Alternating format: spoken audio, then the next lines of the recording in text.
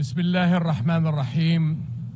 Mr. President, Mr. Secretary General, Your Excellencies. Over the past quarter century, I have stood at this podium amidst regional conflicts, global upheavals, and humanitarian crises that have profoundly tested our global community. It often feels that there was not a moment when our world was not in turmoil. And yet, I cannot recall a time of greater peril than this.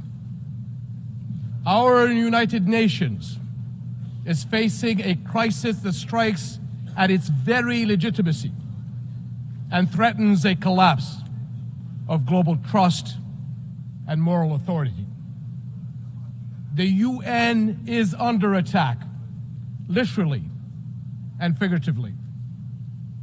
For nearly a year, the sky blue flag flying over UN shelters and schools in Gaza has been powerless to protect innocent civilians from Israeli military bombardment.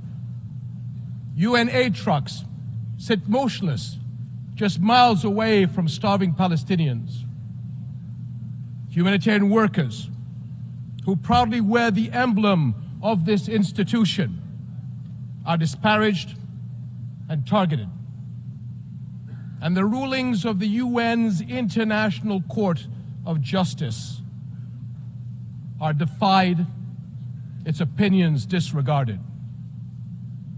So it's no surprise that both inside and outside this hall, trust in UN's cornerstone principles and ideals is crumbling. The harsh reality many see is that some nations are above international law, that global justice does bend to the will of power, and that human rights are selective, a privilege to be granted or denied at will. We cannot stand for that. And we must recognize that undermining our international institutions and global frameworks is one of the gravest threats to our global security today. Ask yourselves, if we are not nations united in the conviction that all people are equal in rights, dignity, and worth, and that all countries are equal in the eyes of the law, what kind of world does that leave us with? Your Excellencies, the attacks of October 7th on Israeli civilians last year were condemned by countries all over the world, including Jordan. But the unprecedented scale of terror unleashed on Gaza since that day is beyond any justification. The Israeli government's assault has resulted in one of the fastest death rates in recent conflicts, one of the fastest rates of starvation caused by war, the largest cohort of child amputees, and unprecedented levels of destruction. This Israeli government has killed more children, more journalists, more aid workers, and more medical personnel than any other war in recent memory. And let us not forget the attacks on the West Bank. There, since October 7th, the Israeli government has killed more than 700 Palestinians. Among them, 160 children. Palestinians held in Israeli detention centers exceed 10,700, including 400 women and 730 children. 730 children. Over 4,000 Palestinians have been forced from their homes and lands. Armed settler violence has surged, and entire villages have been displaced. And in Jerusalem, a flagrant violations of the historical and legal status quo at Muslim and Christian holy sites continue unabated under the protection and encouragement of members of the Israeli government. To be clear, this is in the West Bank, not Gaza. Almost 42,000 Palestinians have been killed since October 7th. So is it any wonder that many are questioning how can this war not be perceived as deliberately targeting the Palestinians? The level of civilian suffering cannot be written off as unavoidable collateral. I grew up a soldier in a region that is all too familiar with conflict. But there is nothing familiar about this war and the violence unleashed since October 7th. In the absence of global accountability, repeated horrors are normalized, threatening to create a future where anything is permitted anywhere in the world. Is that what we want? Now is the time to ensure the protection of the Palestinian people. It is the moral duty of this international community to establish a protection mechanism for them across the occupied territories.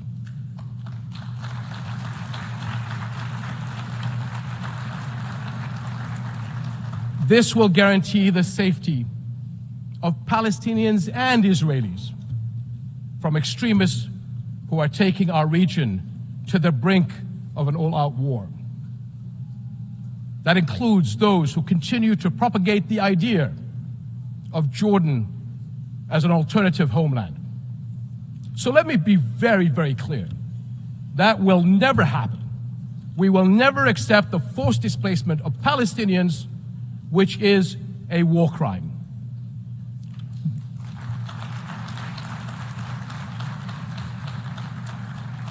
No country in the region benefits from escalation.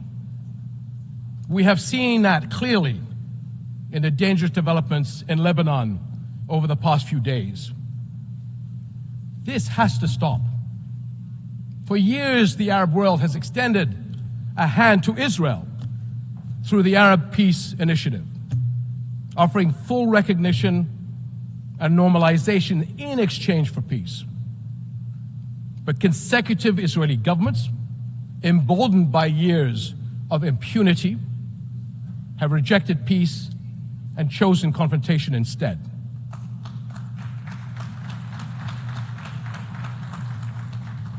Impunity gathers force. Left unchecked, it gains momentum. Palestinians have borne more than 57 years of occupation and oppression.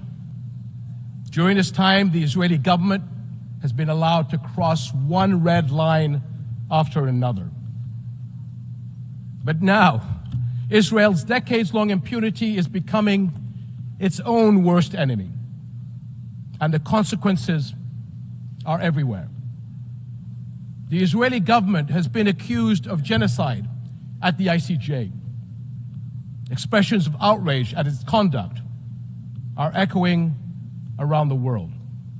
Cities everywhere have seen mass protests, and calls for sanctions are growing louder. International frustration with Israel has long been mounting, but it has never been more exposed. For decades, Israel has projected itself as a thriving Western-style democracy in the Middle East. But the brutality of the war on Gaza has forced the world to look closer. Now many see Israel through the eyes of its victims. And the contradiction, the paradox, is too jarring. The modern advanced Israel admired from afar, and the Israel that Palestinians have experienced firsthand, simply cannot coexist. Israel will eventually be entirely one or the other. That is the choice its leaders and its people will have to make. To live by the democratic values of freedom, justice, and equality for all, or to risk further isolation and rejection. Over and over, we have watched Israel try to achieve security through military means. Each escalation is followed by a pause until the next deadlier one. And for years, the global community has taken the path of least resistance, accepting the status quo of the ongoing military occupation of Palestinians, all the while paying lip service to the two-state solution. But it has never been more evident that the current status quo is untenable. And as the International Court of Justice's advisory opinion underscored 2 months ago, it is unequivocally illegal. The court's opinion bears a moral imperative to us all. The obligation it carries is one that our nations cannot afford to ignore for the sake of our world, as well as the future for Palestinians and Israelis alike. Because both peoples deserve to live their lives in dignity, free of violence and fear. And the only way to achieve that is a just peace, one grounded in international law, justice, equal rights, and mutual recognition. That is something we, as nations and people everywhere, can and must unite around. Your Excellencies, the world is watching, and history will judge us by the courage we show. And it is not just the future that will hold us accountable, so will the people of the here and now.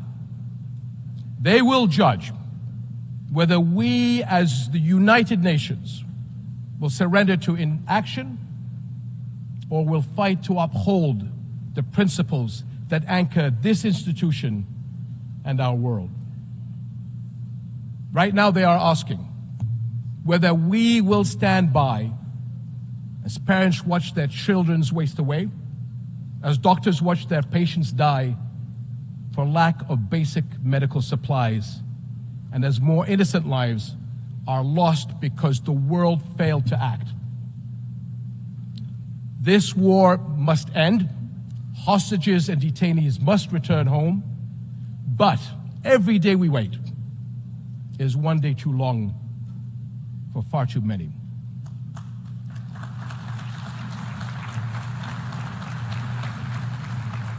So I call on all countries to join Jordan in enforcing an international Gaza humanitarian gateway, a massive relief effort to deliver food, clean water, medicine, and other vital supplies to those in desperate need. Because humanitarian aid should never be a tool of war. Whatever our politics, one truth is undeniable. No people should have to endure such unprecedented suffering, abandoned and alone. We cannot surrender the future to those who thrive on division and conflict. I urge all nations of conscience to unite with Jordan in the critical weeks ahead on this mission. Almost a year into this war, our world has failed politically, but our humanity must not fail the people of Gaza any longer.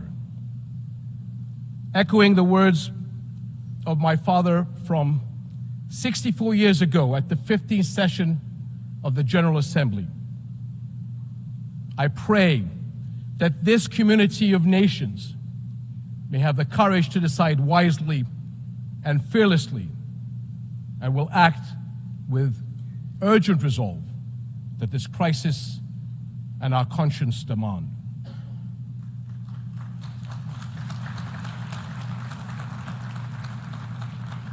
My father was a man who fought for peace to the very end. And like him, I refuse to leave my children or your children a future we have given up on. Thank you.